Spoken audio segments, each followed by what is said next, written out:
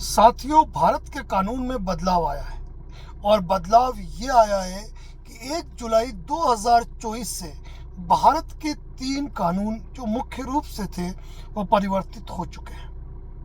Indian panel code भारतीय न्याय संहिता बन चुका है। दंड प्रक्रिया संहिता सीआरपीसी बन चुका है भारतीय नागरिक सुरक्षा संहिता।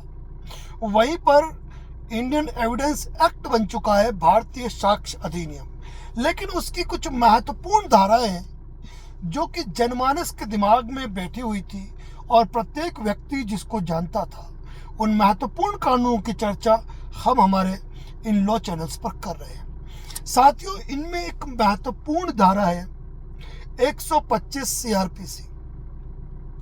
जनरली लोग 125 सीआरपीसी के दिमाग में ये बात लाते हैं कि 125 सीआरपीसी में कोई पत्नी अपने पति से भरण पोषण प्राप्त कर सकती है, जबकि ऐसा बिल्कुल नहीं था। वास्तविकता ये थी कि 125 सीआरपीसी पत्नी, संतान और माता पिता के लिए भरण पोषण के आदेश को लागू कराने वाला एक कानून है। यानी कोई भी ऐसा व्यक्ति जो कि माता पिता है या संतान है या पत्नी है, यहाँ तक कि पति भी है, यदि वह समर्थ नहीं है अपना भरण पोषण करने में, अपनी शिक्षा चिकित्सा में, तो ऐसी स्थिति के अंदर वह उस समर्थ व्यक्ति से जो कि उनके परिवार का है, वह उससे भरण पोषण की मांग कर सकते हैं। यानी माता पिता अपने पुत्र या पुत्री से, नाबालिग संतान अपने पिता से या माता से, एक पत्नी जो कि असमर्थ है वह अपने पति से भरण पोषण की मांग कर सकती है। यदि वह व्यक्ति इन लोगों को उपेक्षित कर रहा है, उनके प्रति अपनी जिम्मेदारियों का निर्वहन नहीं कर रहा है, तो ऐसी स्थिति में दंड प्रक्रिया संहिता 125 सीआरपीसी के अंतर्गत भरण पोषण का आवेदन सक्षम न्यायालय में पेश किया जा सकता था।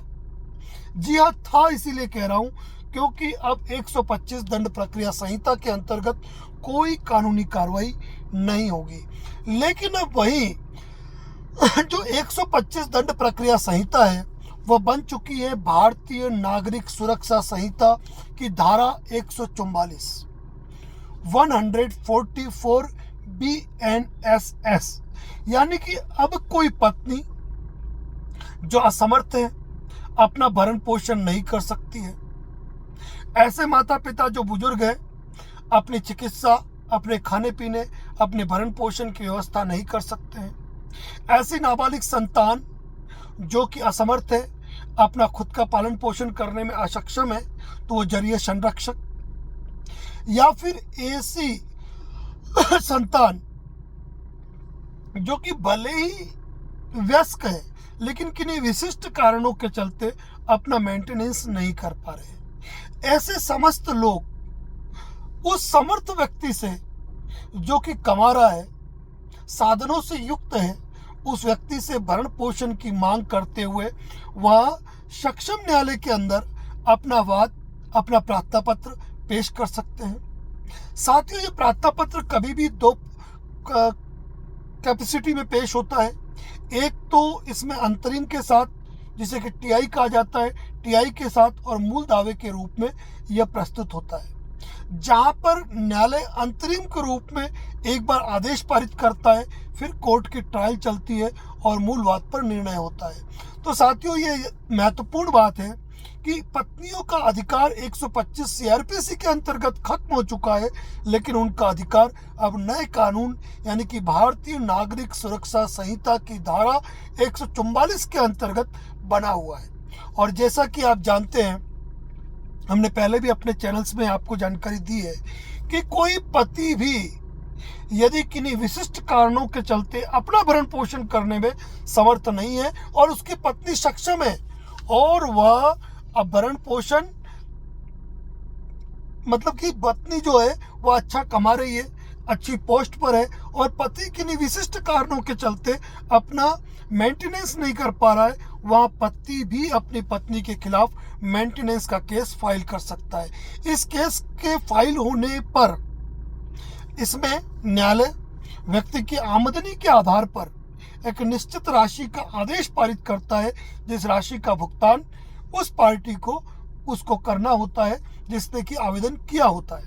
तो साथियों, भारतीय नागरिक सुरक्षा संहिता का की धारा 144 पत्नी, संतान और माता पिता के लिए भरण पोषण आदेश से संबंधित है, और पहले जो 125 सीआरपीसी था वह बन चुका है BNSS 144। और साथियों, इसी तरह 498A का जो केस है वह बन चुका है 85 BNS। तो साथियों, इसी प्रकार के लीगल अपडेट, कानूनी जानकारियां हमारे द्वारा आपको दी जाती रहेगी, जहां हम आपको विस्तार से सारी चीज़ों की जानकारी देते हैं। यदि चैनल पर नए हैं तो हमें फॉलो और सब्सक्राइब जरूर करें, ताकि इसी प्रकार के लीगल अपडेट हमारे चैनल पर आपको मिलता रहे। धन्यवाद। जय हिंद, जय भारत, जय मेवाड़।